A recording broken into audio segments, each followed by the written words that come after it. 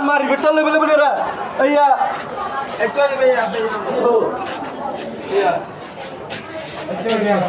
no iya sudah siapa ya ini betul iya ini betul itu ayo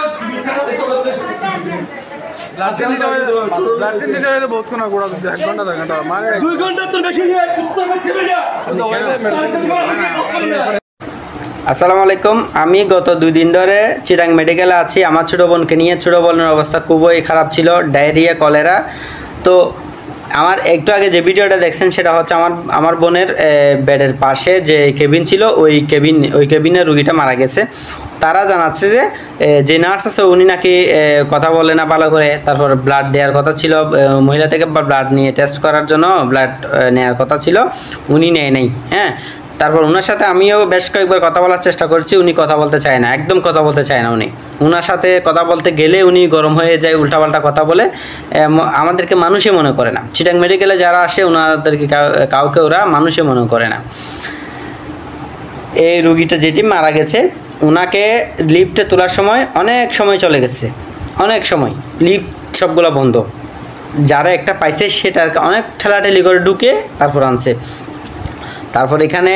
আমি যখন ছোট বোনকে ভর্তি করানোর জন্য আনছি ভর্তি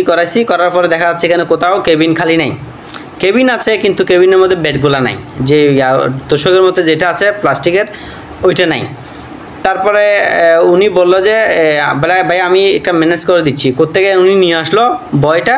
আনার পরে আমাকে বলছে 200 টাকা দেন আমি বলছি কেন বলছে আপনাকে আমি ম্যানেজ করে দিচ্ছি এটা তো আমি তখন বোনের অবস্থা খুবই খারাপ ছিল মন ভেঙে গেছে একদম সেজন্য আমি 200 টাকা দিয়ে দিছি তারপরে স্যালাইন যখন লাগাচ্ছে স্যালাইনের ওই যে স্যালাইন লাগাতে যে স্ট্যান্ড আছে স্ট্যান্ড ওই স্ট্যান্ডটা এখানে নাই হ্যাঁ তখন নাই এটা আমি খুঁজতেছি কোথাও নাই ওরাও খুঁজতেছে নাই তারপরে এবার একটা করতে এনে দিছে আনার পরে আমার থেকে আবার 100 টাকা নিচ্ছে 100 টাকা নিল তো এভাবে চলতেছে এখানে অর্থাৎ ওরা নিজেরাই ইচ্ছা করে এগুলা খালি থাকলেও যদি বুকিং না থাকে খালি থাকলেও ওইটা টাকা নেওয়ার জন্য এরা ইচ্ছা করে এগুলো করে এখন আমার কথা হলো এই চিটাং মেডিকেলে কারা আসে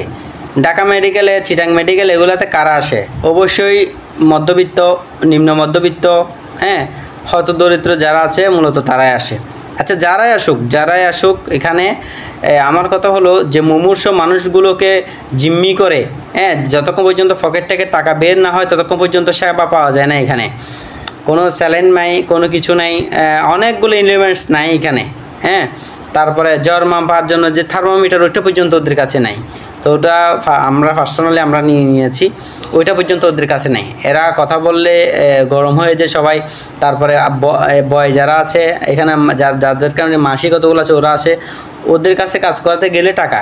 টাকা দিলে কাজ করবে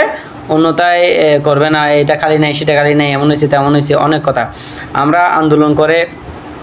স্বৈরাচারকে পতন করেছি কিন্তু বাংলাদেশের মেইন স্বৈরাচার এইভাবে সরকারের বিভিন্ন প্রতিষ্ঠানে শুধু মেডিকেল না বাংলাদেশের সরকারের বিভিন্ন প্রতিষ্ঠানে স্বৈরাচার কিন্তু বসে আছে এখন কথা হলো তাদেরকে কিভাবে আমরা নির্মূল করতে পারি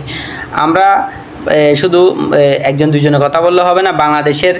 সকল মানুষকে সচেতন করতে হবে সরকারি মেডিকেলে গেলে যাতে কাউকে টাকা না দেয় যতটুকু খালি আছে ততটুকু দিয়ে দিবে যদি বেড খালি না থাকে কেবিন খালি না থাকে স্যালাইনের স্ট্যান্ডগুলো খালি না থাকে তাহলে দিবে না হ্যাঁ যতক্ষণ পর্যন্ত খালি আছে জিম্মি করে টাকা আদায় করার জন্য মানুষকে হয়রানি করানো এগুলো তো মানুষের মানবিকতার কাতারে পড়ে না এগুলো তো খুবই জঘন্য ঘৃণিত কাজ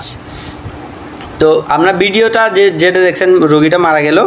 ওই মানুষগুলো অনেকবার মহিলার কাছে গেছে যে ব্লাডটা একটু নেন, রোগীর অবস্থা খুবই খারাপ। উনি বলতেছে না আমাদের লোক যাবে, আমাদের সময় যাবে। এখন কথা হলো একটা মানুষটা খুবই সিরিয়াস, ওখানে যদি মানুষ আপনাদের সময় অনুযায়ী অপেক্ষা করে তাহলে কেমন হবে? এটা আমি আপনাদের বাংলাদেশের মানুষের বিবেকের কাছে আমি বিচার দিলাম এটা বিষয়টা।